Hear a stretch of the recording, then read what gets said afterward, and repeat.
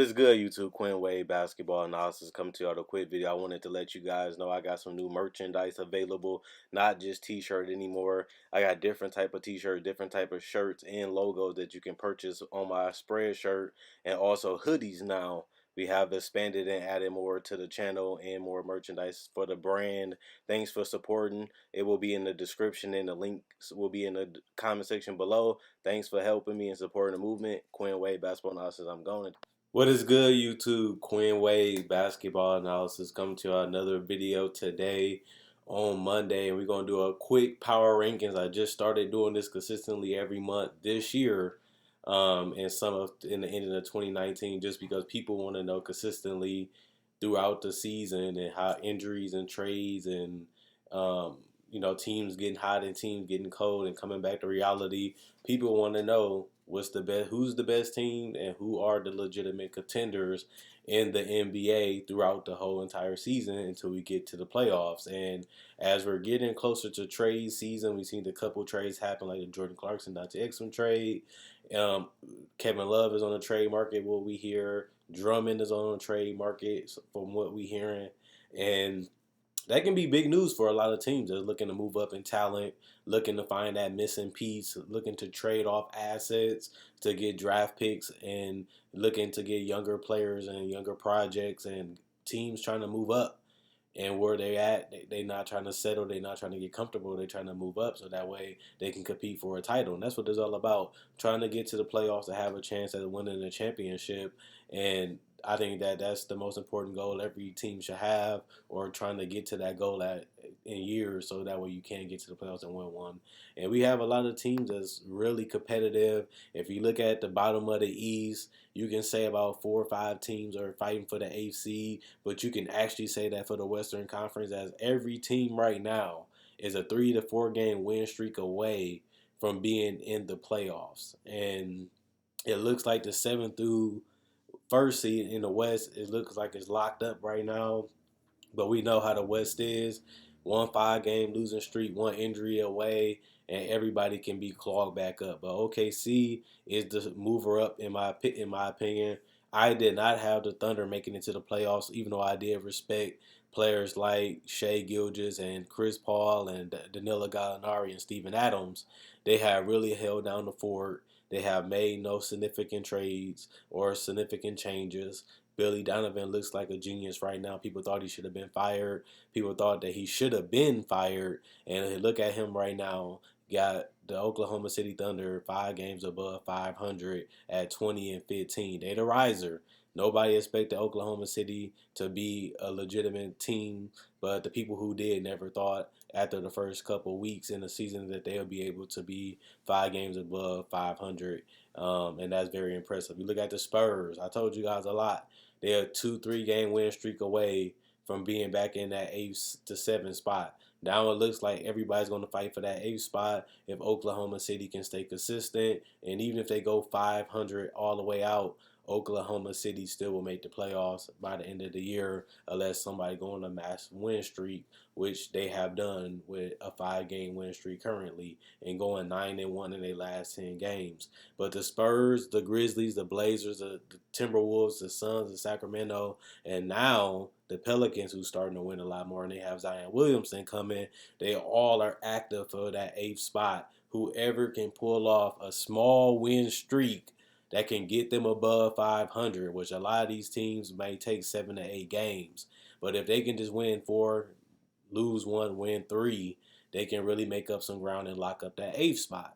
The Spurs haven't been able to do it defensively or offensively. Memphis been trying to play. Jaren Jackson got injured. Ja Morant still developing, but they've been a feisty team. Portland, they had the 8th spot. They just can't play any defense, and their offense has been worse than everybody thought. Even though this team was worse coming into the season, nobody thought they would have the type of drop-off that they have had so far with CJ and Damian Lillard playing high-level basketball in the playoffs and being able to go to the Western Conference Finals, and now they have a chance not to make it to the playoffs at all. Nobody would have thought that coming into the season, but I did think Portland would be fighting for the 7th and the 8th seed, but That's reality now, but it don't look too good for them right now.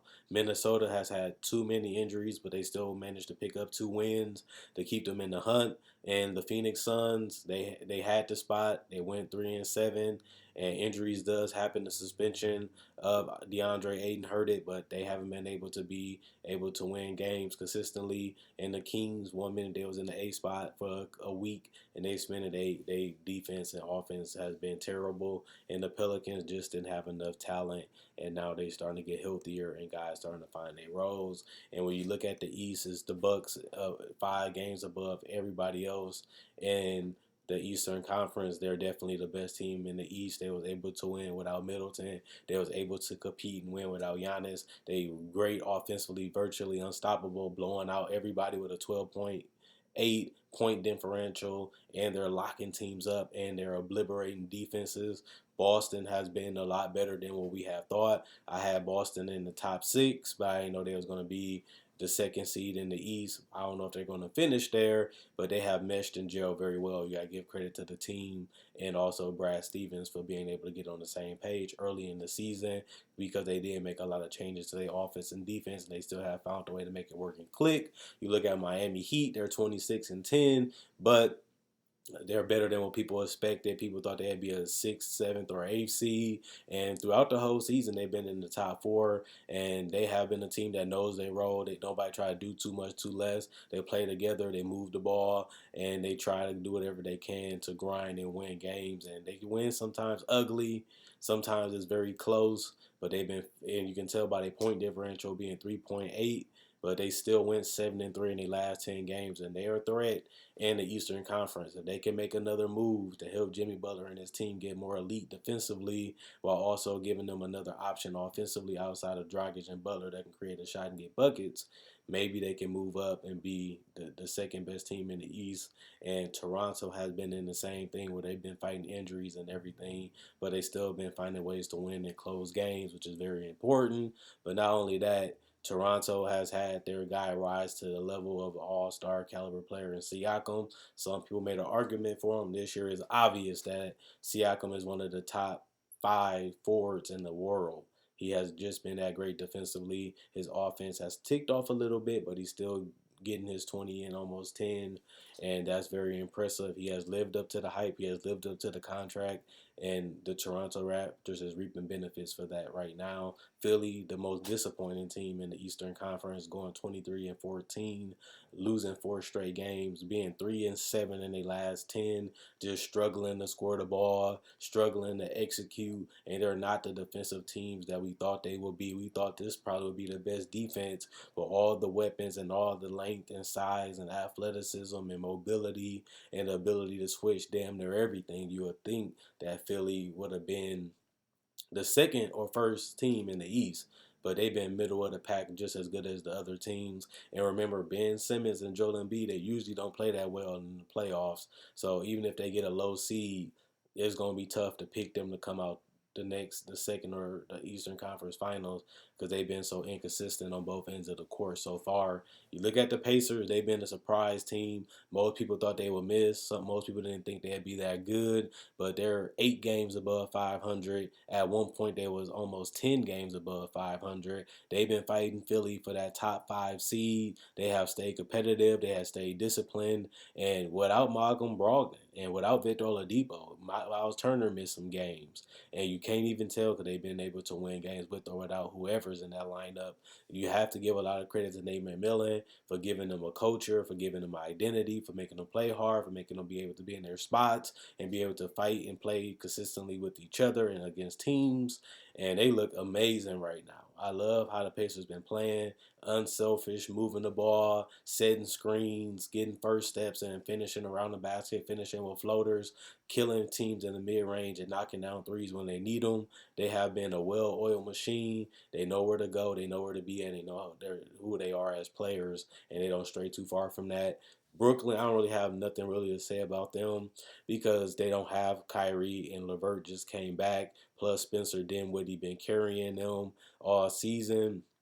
But when they get healthier, I don't know how the team is going to be because it was terrible in the beginning of the season with Kyrie. They found a middle and ground, but now they're going back to losing. They lost 5 straight games. They're 3-7 in their last 10, and that's just not a good sign for the Brooklyn Nets. You look at the Orlando Magic; they've been the lucky that you can be below 500 this year, and make it to the playoffs. They're 4 games above 500. They can't score the basketball to save their life. Their defense has been the calling card for them. Only problem is Jonathan Isaac has been injured got injured for 2 months. That's going to really crush their switching ability in the interior and perimeter defense. I want to see if they can still be able to win without Jonathan Isaac because he's a good part of that defense, and I want to see if who's going to be the player that steps up and tries to find a way to help this team win. Steve Clifford gonna need players to really, lock in if they want this playoff spot. But they do have a little bit of a cushion. Their defense is reliable for the last couple years, so they still going to try to use that to win their games. But they really do need to make a trade if they're trying to lock up a playoff spot. Even though they do have that cushion, you still got to find a way to score the basketball. If you can trust your defense and your biggest weakness is your offense, I think that's a thing that's easy to fix nowadays in the NBA. But can Steve Clifford really make a team great offense? Do he have the coaching skills to make Orlando a great offense if they're able to make those moves and get another player? I think that's a question that we will have to find out later. Other than that, the Dallas Mavericks has been amazing. They have fell off a little bit right now. Doncic has still been getting numbers, putting up numbers, but the team, like I said, has been cratering around him, and they haven't been able to win as consistently as they was back a couple months ago or even a couple weeks ago. But he did miss some time, and it really hurted their record, and it's still hurting a little bit as they haven't been able to capitalize on the rosters and teams they've been playing against. And that's unfortunate. You look at you look at Utah. They finally go from 6-5. They have a chance to catch other teams because now they on the easy part of their schedule, and they've been taking advantage of beating the easy teams and been feasting on them. They have won 5 in a row. They're 9-1. Their defense is still there, and Donovan Mitchell and guys are closing out in the fourth quarter, and that's how you win games, and that can help them win the championship in the future.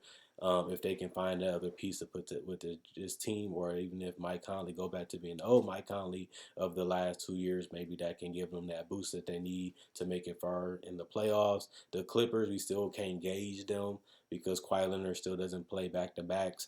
Paul George has looked amazing being a solid defender, a guy that can create off the dribble and score, but also he's been willing to pass and trust his teammates a lot more. Plus his three ball is amazing. Lou Williams, he comes and goes still, but he's helping them win games and giving them another guy that Kirk can create for his teammates and for himself. And that has really made the Clippers a lot better, especially with Paul George coming back. Now they got somebody that can play that three position and guard other great players if Kawhi Leonard is not playing. And that has helped them win games. But they don't look like the title favorites we thought they would. Looking into the season, I'm coming into the season. They don't look like the team that's definitely going to win the championship, but we will see what they are in the playoffs. But right now, they look just like a great team. They don't look like an elite team some nights, and I think that that's a problem when you're trying to establish a culture and you're trying to make teams fear you. It's hard to fear you when we feel like we can beat you, and if that's the case, Houston, Denver, Utah can all compete with them and beat them. It's just hard for me to pick another team than the Clippers to win it all, but they don't look as dominant as I thought, especially on the defensive end. And then Denver, Houston, and LA. LA has looked fantastic, honestly and truthfully. They offense has been great. They really punished matchups, and they really punish smaller defenders. They know when to pass the ball. They know who should get the ball. LeBron has been passer first. He's not going out there trying to get 30 to 35 points. He's going out there to set up his teammates. Anthony Davis has been great finishing. He has been great in isolation, but he also has been a great rim protector. You can say the same thing about Dwight Howard, really just going in there, finishing around the basket, protecting the paint. Kyle Kuzma is adding a little spice to the offense, a guy that can create his own shot, but also that can knock down threes from time to time. Alex Caruso has been slicing up defenses. That has been impressive. And obviously, guys like Avery Bradley, he might be out from the injury, but I like what I'm seeing from the Lakers offensively and defensively. I still think they one move away from being better than everybody else, but they still might have enough to win it all if they role players step up in the playoffs consistently throughout all rounds. And if that happens, they might not miss a piece. They might have the pieces of everybody play to what their capabilities is. The problem is we have to see that. We haven't really seen every single player buy in every single game.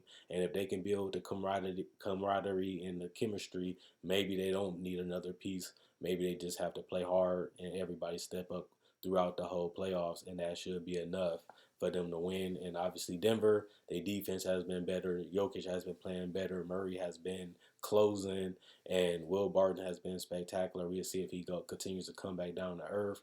And not only that, it's time to really see if Nuggets are really going to make that move to really put them on the Lakers and Clippers level, especially when the playoffs come.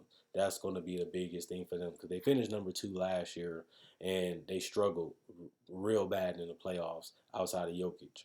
Can they fix that problem before the trade deadline is over? And if they do, what move do they need to make? And if they don't, can this team really get over the hump? That's going to be a question for them. In Houston, we all knew they was going to be a good regular season team.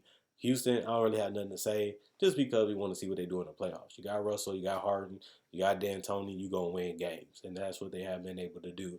They still don't play a lick of defense. They still rely on isolation a lot. They still rely on James Harden a lot. So the formula hasn't changed. They still winning. They still beating players. They still showing that they one of the best in the West, one of the great teams in the West. But do they have enough to win a title? No. Will they make another move? I doubt it. But if they do, it's to lock themselves in, just like Denver, to compete against the Clippers and the Lakers. If they do that move, I wouldn't be shocked. But who is that move to make? That's the problem. There's not a player right now that can really change them enough or help them enough to get them over the Clippers and the Lakers right now. Maybe we'll see in the future if somebody else want to get traded or somebody get traded that we don't know. But Houston and Denver, they're right there, but they're still one big move away from being up there with the Bucks, the Lakers, and the Clippers, which they haven't been for Denver and Houston so far. They've been great. They just haven't been elite because they're not great two-way teams, but they're great enough to beat every other team. But in the playoffs, you got to beat the best teams. Do they have enough for that? I don't know. Let's wait and see. Let me know who you think I'm sleeping on, who I'm overrating, what team I'm missing, and let me know what you guys think. Comment, like, subscribe, and share. Thanks for watching. Thanks for enjoying the video. And if you made it this far, thanks. Hope you guys enjoyed the video.